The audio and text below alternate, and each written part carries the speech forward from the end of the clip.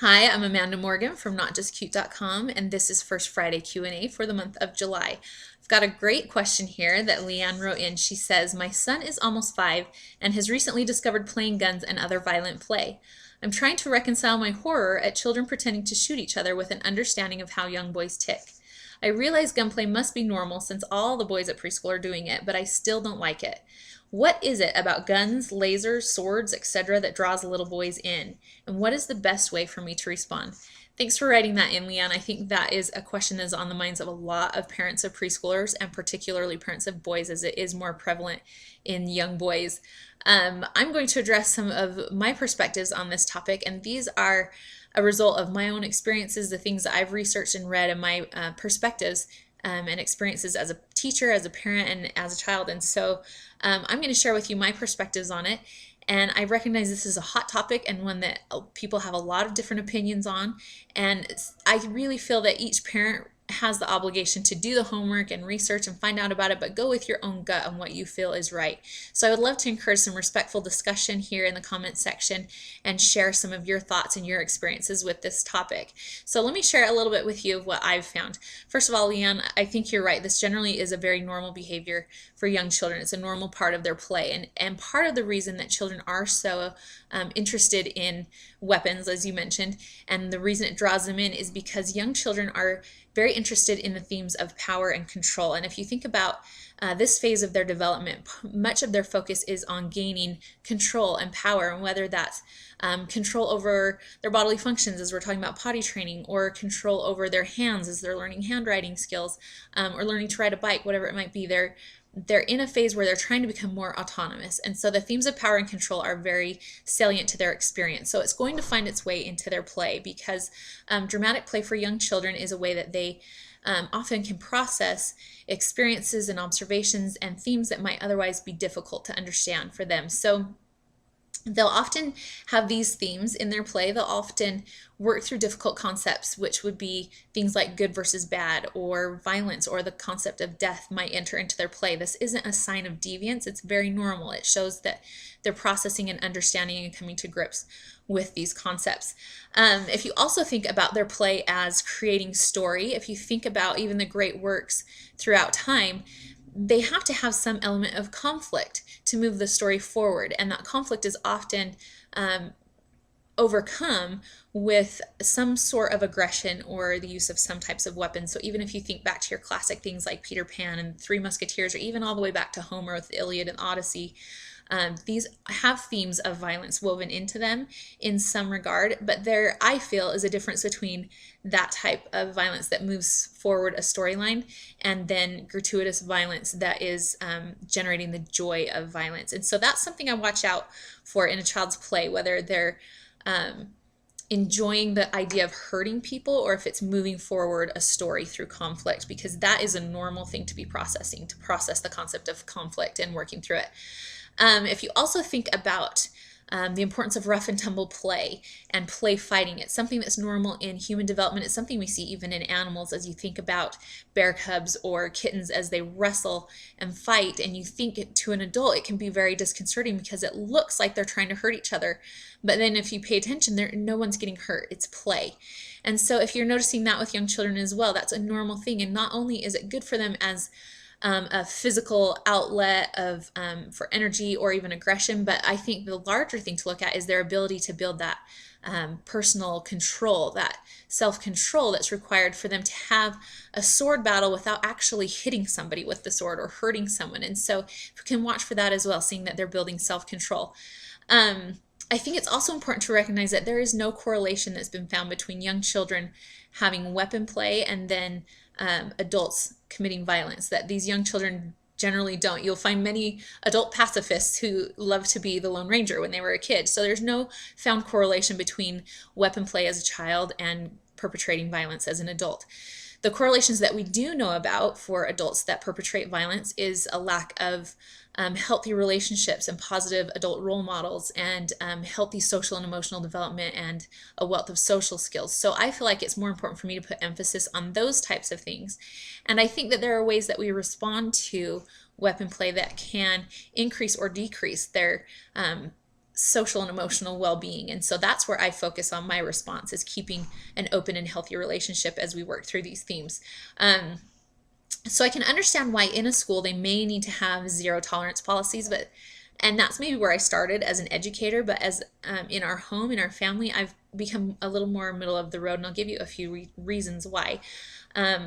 I think first of all, when you create that zero tolerance policy, that it can create this forbidden fruit idea, that it becomes more of an obsession. It's more alluring because it's forbidden.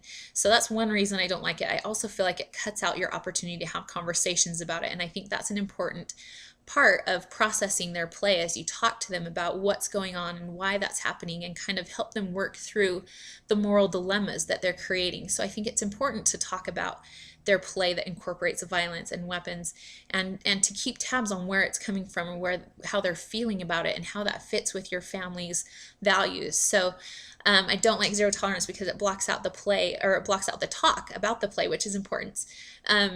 But I also, perhaps most importantly, I don't like a zero tolerance policy because it's not possible to enforce. We're talking about a child's play here. We're talking about their imagination, and you really can't enforce rules about what's going on in their imagination.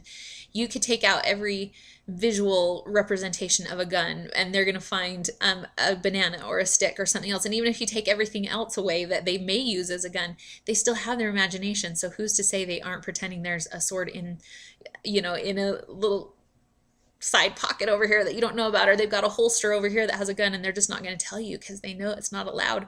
So you can't enforce any boundaries on their imagination. So I'm a big fan of creating boundaries that are enforceable. So I've worked through a few things that I have found are more enforceable, and to me they're more important than whether or not they're pretending with weapons. So the first rule that I have is that they're not allowed to make another person feel uncomfortable or unsafe, and that includes me. So if they're playing with other children and a child says stop, or I don't like that, or I don't want to do this, they have to respect that. They also need to recognize if someone looks like they're really afraid or looks like they're not having fun, and that's an important social cue for them to start to pick up. And so we'll talk about that. Look at her face. I don't think she likes this game. We need to find something else to play. And like I said, it also includes me. So if I feel that the themes are becoming far too dark and aggressive, or I'm uncomfortable with it, then I would take that opportunity to talk to them about it and say, I don't really like this part. I don't like where this is going. I don't like that part. And it doesn't make me feel comfortable. It makes me feel dark inside. And talk about why and where else we can go with it and redirect that behavior. So that's our first rule.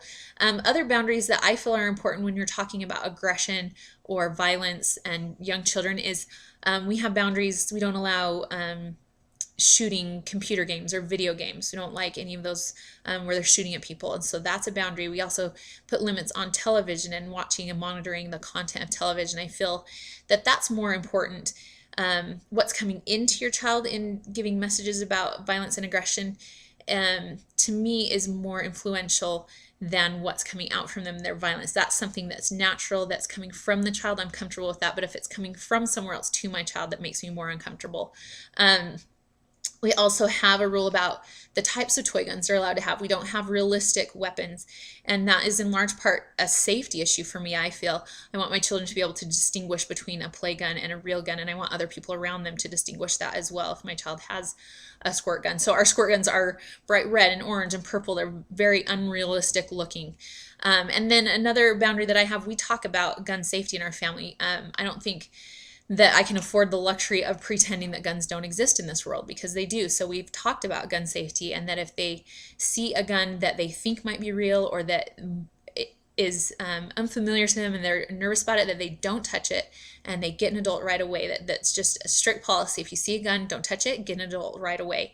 We may not have guns in our home, but if you have a child who is interested in guns and weapons, you don't know whose home does have a gun in it and where they may or come into contact with that. So I think that's an important boundary to set, to talk about weapons in a realistic sense and make sure that they understand there's a difference between toy weapons and real weapons, and make that very clear. So those are a few boundaries that I feel are enforceable and that I feel are important for my children and that I'm comfortable with setting for my children. If you do feel uncomfortable with where the play is going, or if you feel like you want to set other boundaries, then consider that and how to create those boundaries that are enforceable. So you may, like you said, you're uncomfortable with children shooting at each other. So you might make a boundary, a rule that they're not allowed to point guns at other people. That's a good rule to have. That's good gun safety, that you never point a gun at another person. So you might redirect their play a little bit and have the bad guy always be an imaginary person that we all chase after together. You can also take the themes that are inherent in this type of play of power and control and overcoming conflict and turn those into a different direction, but keep the same themes. So using a theme like being a firefighter and that type of thing, you're still holding something that shoots out, but it's shooting out water and it's putting out a fire. It's still powerful. It's still overcoming conflict. It still gives them a lot of that same emotional feedback as this aggressive weapon play, but turns it in a different direction. So focusing on rescue and saving and overcoming crisis in other ways can also feed that same emotional need that they're seeking through that type of play. So those are just a few ways that you can redirect their play and consider different boundaries you might set to make this type of play comfortable. I feel that it's important to allow it in some sense wherever you feel that it's an appropriate boundary for you and for your family. They need to have that outlet in an appropriate way and in a safe way where they can talk to you about it. We don't want to encourage our kids to lie to us about it. We don't want to engender this feeling of shame for something that is very normal to a child's development. So I feel, for me personally, I feel it's something I allow within boundaries that I want to be involved in. So I may play along with them now and then so that we can talk about it in formal and informal ways to keep tabs on how they feel about these important and very salient topics for young children. So that's my take on it, Leanne. I'd love to hear your opinion and the opinions of other readers here at Not Just Cute on how you set boundaries for this type of play to allow children this normal part of development, but within limits that are appropriate and that feel comfortable for you and for your family. So thank you for taking the time to listen to Not Just Cute, this first Friday Q&A. We'll see you next month in August. Keep sending those questions in to notjustcute.com or to questions@notjustcute.com, and we'll get those answered again for our August first Friday Q&A. Thank you so much for reading and for watching, and I'll see you next month. Thank you.